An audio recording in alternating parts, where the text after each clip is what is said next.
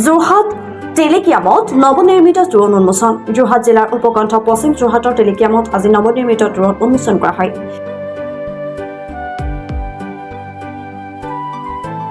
টেলিকিয়াম ১ নং ব্ৰাহ্মণ গাঁৱৰ হৰি মন্দিৰৰ তোৰণখন উন্মোচন কৰে আউনীআটী সত্ৰৰ সত্ৰাধিকাৰ ডক্টৰ পীতাম্বৰ দেৱ গোস্বামী। উল্লেখ্য যে মহাপুৰুষ শ্ৰীমন্ত শংকৰদেৱৰ জাতি ধৰ্ম বৰ্ণ নিৰ্বিশেষেই অসম ভূমিত সত্ৰ নামঘৰ প্ৰতিষ্ঠা কৰি একতাৰ এনাজৰীৰে গঢ়িছিল বৰ অসমৰ ভেটি।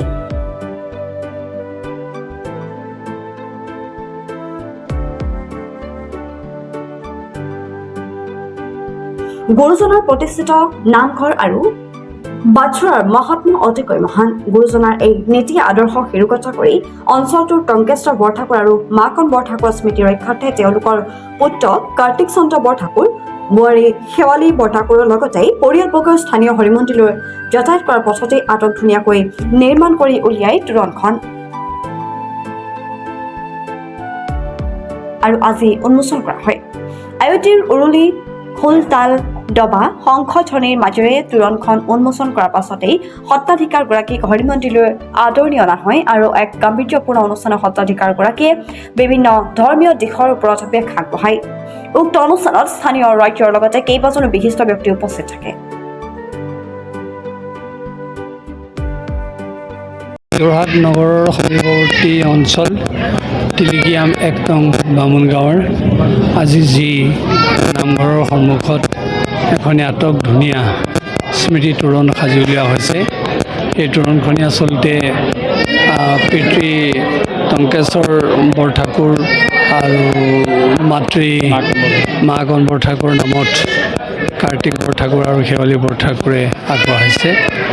প্ৰকৃতাৰ্থত ক'বলৈ গ'লে এইটো অত্যন্ত এটা পবিত্ৰ কাৰ্য আৰু এটা উচিত কাৰ্য হৈছে বুলি আমি গণ্য কৰিছোঁ।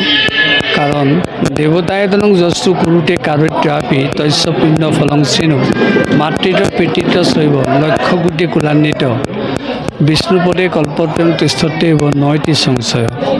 যে ভগৱান থকা বা দেৱতা থকা আৱাসস্থান যদি পোনে পোনে কোনোবাই নিৰ্মাণ কৰে বা অংশ কলা কাৰ্যটো কোনোবাই যদি সহযোগিতা আগবঢ়ায় তেতিয়াহ'লে তেওঁৰ পিতৃ পিতামহ কাল ধৰি বিষ্ণুপদত বাস কৰে।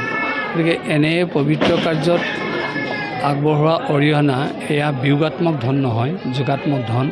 আৰু সেই যোগাত্মক ধনেৰে পিতৃ পুৰুষ বা তাৰ উপৰি পুৰুষসকলক সকলোকে সেই বিষ্ণুৰ স্থান নিশ্চিত কৰিব পাৰে।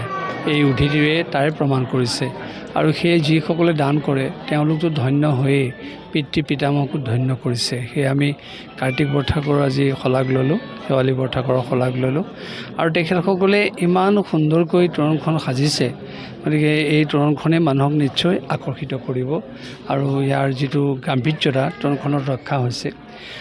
আৰু লগে লগে এইটো কথাও ক'ব লাগিব, কাৰণ এটা নামঘৰ ৰক্ষাৰ ক্ষেত্ৰত যে ৰাইজৰ শ্ৰদ্ধাৰ কথা আছে। কাৰণ আমাৰ এটা জীৱন্ত খৰি যেনেকৈ থাকে, নামঘৰত তেনেকৈ এটা খৰি থাকে, কিন্তু নামঘৰৰ প্ৰাণ হ'ল ৰাইজ। গতিকে দাতাই তোৰণো সাজি দিলে, কোনোবাই ৰাঙলী চৰাও সাজি দিলে, কোনোবাই গা ঘৰো সাজি দিছে। যদি তাক ৰক্ষণাবেক্ষণ নিদিয়ে তেতিয়াহ'লে সাজি দিয়াৰ মূল্যটো নাথাকিব। গতিকে ৰক্ষণাবেক্ষণটো দায়িত্ব ৰাইজৰ, আৰু সেয়ে এটা নামঘৰক জীয়াই ৰখাৰ প্ৰাণ ৰাইজ। গতিকে ৰাইজে শ্ৰদ্ধা ভক্তিৰে কৰি আহিছে আৰু দুগুণ শ্ৰদ্ধা ভক্তিৰে ইয়াক ৰক্ষা কৰিবলৈ যত্ন কৰিব লাগিব।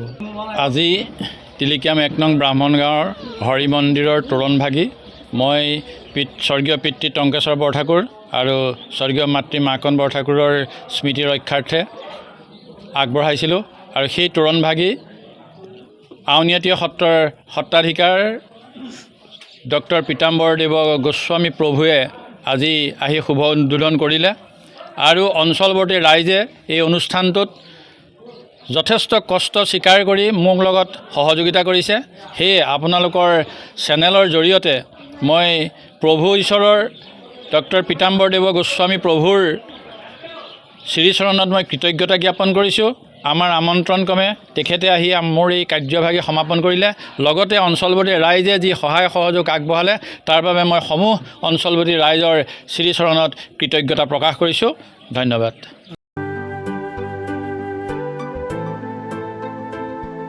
যোৰহাটৰ পৰা বিকিনিও ৰিপৰ্ট ৰাজা টাইম ডিজিটেল।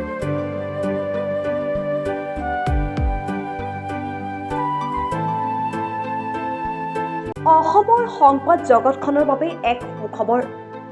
নৰূপ নসাজেৰে প্ৰায় ৩০ বছৰীয়া অভিজ্ঞতা পুষ্ট সাপ্তাহিক কবচ পুনৰ এবাৰ ৰাজ্যৰ মাজলৈ।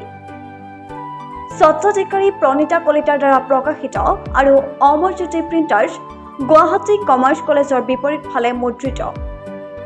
আমাৰ ঠিকনা মুখ্য কাৰ্যালয় অসম ফৰেষ্ট স্কুল, হৰি মন্দিৰ পথ, গুৱাহাটী আৰু অস্থায়ী কাৰ্যালয় কলিতা মাৰ্কেট, বিজয়নগৰ, কামৰূপ, অসম। মোবাইল নং 9435114666 আৰু 7002472813।